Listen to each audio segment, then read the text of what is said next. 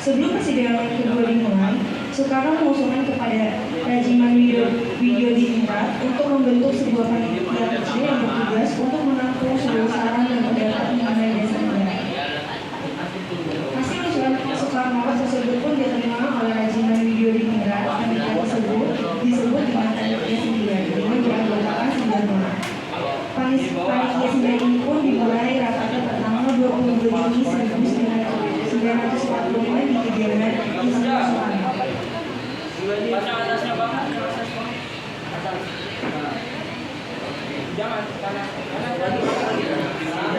Bisa lewat lagi. Ardi. Akan melaksanakan sebuah rapat yang dimana rapat ini bertujuan untuk merumuskan dasar negara kita. Saya selaku ketua akan memimpin rapat pada pagi hari ini. Apabila Bung sekalian berpendapat, silakan. Saya Bung. Silakan. Menurut saya, dalam sila pertama, saya menyarankan memasukkan ketuhanan dengan kewajiban menjalankan syariat-syariat Islam bagi pemeluk-pemeluknya sebagai sila pertama. Jadi kamu masukkan syariat Islam saja atau lihat egois dari yang Tapi Bung, ada benarnya kata Ibu karena menurut saya syariat Islam adalah hal yang paling tepat untuk membangun Indonesia. Bukankah akan terkesan sombong jika hanya syariat dari Islam yang ada? Memang Bung, seperti yang dikatakan Bung Surajo sebelumnya, kita tidak mewajibkan semua orang untuk menjalankannya. Semua orang hanya orang tertentu saja. Ini adalah hal yang penting. Ya, lagi pula Islam adalah dasar negara yang cocok untuk Indonesia. Tidak bisa, Bung. Terutama Indonesia kan sangat beragam, terutama di agamanya. Lalu apa? Ya, nggak bisa. Lalu bagaimana menurut Bung? Apakah ada cara lain selain syariat Islam? Kita tidak dapat seperti ini saudara saya. Tidak bisa Bung, jika syariat Islam tidak dapat diterima, lalu lantas apa yang kita jadikan untuk menjadikan dasar negara kita? Tenang Bung, jika kita rapat seperti ini, maka kita tidak akan mendapatkan kesimpulan apapun. Saya sependapat dengan Subarjo dan saya juga menyarankan sila kedua. Sebaiknya kita memajukan asas kemanusiaan.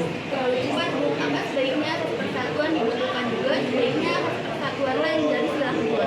Tidak Bung, kemanusiaan juga penting untuk bangsa kita. Ya, Untuk kemanusiaan, saya setuju untuk menjadikan yang kedua setelah yang pertama. Baiklah Bung, saudara-saudara sekalian, kita akan menyetujui asas kemanusiaan yang akan menjadi sila kedua. Bung, menurut saya selanjutnya adalah asas persatuanlah cocok untuk menjadi yang ketiga. Ya Bung, saya setuju. Asas persatuan memang cocok setelah asas kemanusiaan. Saya setuju Bung. Saya juga setuju. Ya Bung, saya setuju untuk menjadikan persatuan menjadi sila ketiga. Baiklah, saya pun memiliki sebuah saran untuk sila keempat, yaitu perwakilan, dan juga sila kelima, keadilan sosial. Apakah yang lain setuju? Setuju Bung. Baiklah, saudara-saudara sekalian, dengan begitu kita telah menyelesaikan rapat kita pada pagi hari ini. Dengan begitu, rapat hari ini akan segera kita selesaikan. Lalu Bung, apa nama yang cocok untuk seluruh asas yang telah kita gabungkan ini?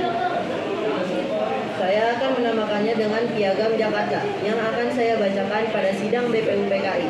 Selanjutnya, dengan begitu rapat pada hari ini yaitu 22 Juni akan saya tutup.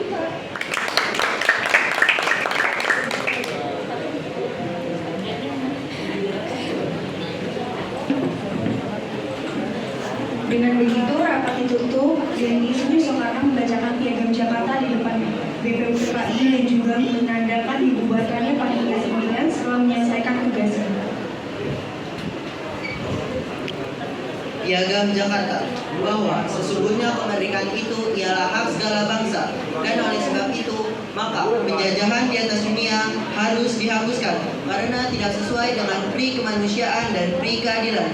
Dan perjuangan pergerakan kemerdekaan bangsa Indonesia telah sampailah kepada saat yang berbahagia dengan selamat sentosa menghantarkan rakyat Indonesia ke depan pintu gerbang negara Indonesia yang merdeka, bersatu, berdaulat, adil dan makmur atas berkat rahmat Allah yang Maha Kuasa dan dengan didorongkan oleh keinginan luhur supaya berkehidupan kebangsaan yang bebas. Maka rakyat Indonesia menyatakan dengan ini kemerdekaannya.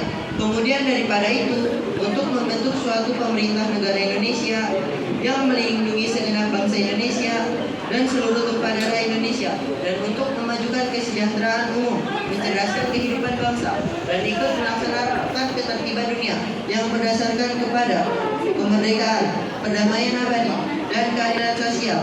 Maka disusunlah kemerdekaan kebangsaan Indonesia itu dalam suatu hukum dasar negara Indonesia yang terbentuk dalam suatu susunan negara Republik Indonesia yang berkedaulatan rakyat dengan berdasarkan kepada ketuhanan dengan menjalankan kewajiban syariat Islam bagi pemeluk-pemeluknya menurut dan kemanusiaan yang adil dan beradab, persatuan Indonesia dan kerakyatan yang dipimpin oleh hikmat kebijaksanaan dalam permusyawaratan perwakilan, serta dengan mewujudkan suatu keadilan sosial bagi seluruh rakyat Indonesia. Jakarta, 22 Juni 1945.